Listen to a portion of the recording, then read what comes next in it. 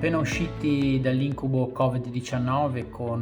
una perdita di traffico di oltre il 40%, la portualità nazionale, ma quella genovese e ligure, si trovano adesso a fare i conti con la debolezza delle infrastrutture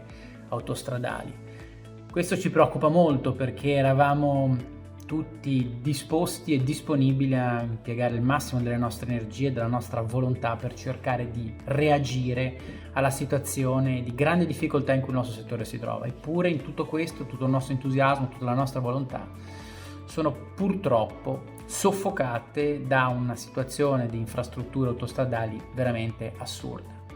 Noi riteniamo che qui si debba intervenire con forza, con determinazione, perché gli operatori, gli spedizionieri sono determinati a superare queste difficoltà come tante altre categorie, ma adesso è il turno delle pubbliche amministrazioni, del Ministero dei Trasporti e di chi deve lavorare per la sicurezza ma anche per l'efficienza del Paese. Quindi non dimentichiamo, la portualità italiana non si ferma, il porto di Genova non si ferma e soprattutto gli spedizionieri non si fermano.